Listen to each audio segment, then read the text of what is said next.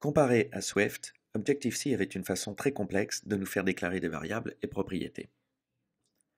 Il fallait d'abord déclarer le type de variable utilisée, ajouter le fameux astérisque indiquant qu'il s'agissait d'un pointeur vers une variable, mentionner le nom de la variable, puis, éventuellement, lui donner une valeur en pensant, s'il s'agissait d'une chaîne de caractères comme dans l'exemple ici, à inclure le symbole arrobase.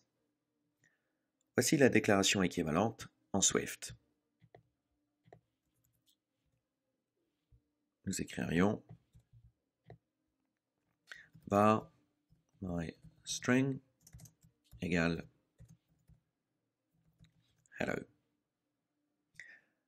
Première remarque, fini les pointeurs astérisque et le symbole arrobase. Avec Swift, une variable est déclarée tout simplement en commençant par le mot var, suivi du nom de la variable et éventuellement d'une valeur. En regardant cette déclaration, vous pourriez logiquement penser que Swift ne nécessite pas de préciser le type de variable. C'est en fait un peu plus subtil que cela. Swift est un langage qui utilise l'inférence du type. C'est-à-dire que Swift est capable de déduire le type de variable en analysant vos déclarations. Ici, nous avons une chaîne de caractères. Hello.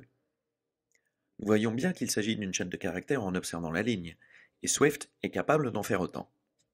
Nous pourrions très bien préciser le type de variable. Je pourrais avoir budget de type double égale 1000. Ou, dans l'exemple de ma chaîne de caractères, var myString de type string.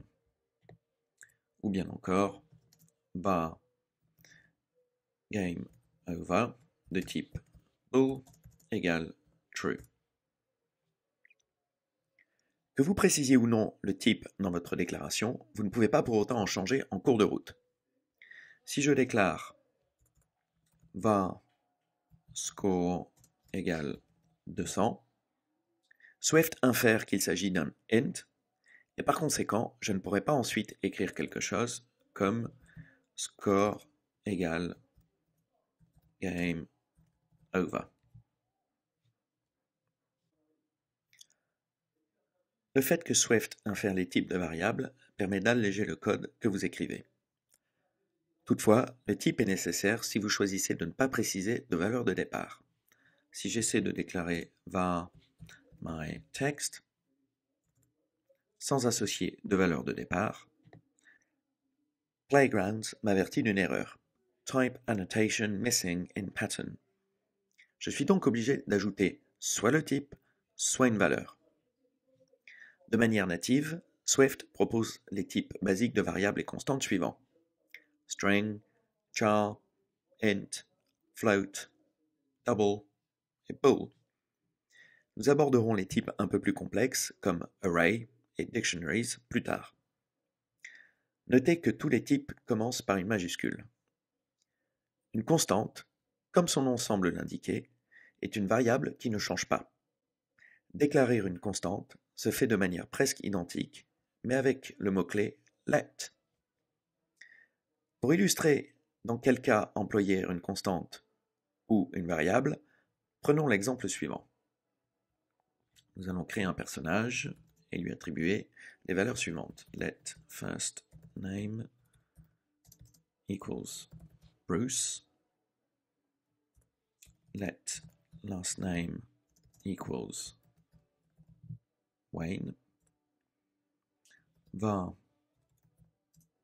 age equals 45 et var address equals Gotham City. Dans un an, l'âge de ce personnage aura changé. Il faudra écrire quelque chose comme âge égale 46, tandis que son prénom et son nom restent invariables. L'utilisation de constantes est beaucoup plus fréquente avec Swift qu'avec d'autres langages de programmation. Elle est même encouragée par Apple, car utiliser les constantes est un excellent moyen d'empêcher des erreurs en tentant de changer des valeurs qui doivent rester les mêmes durant le cycle de vie de notre application.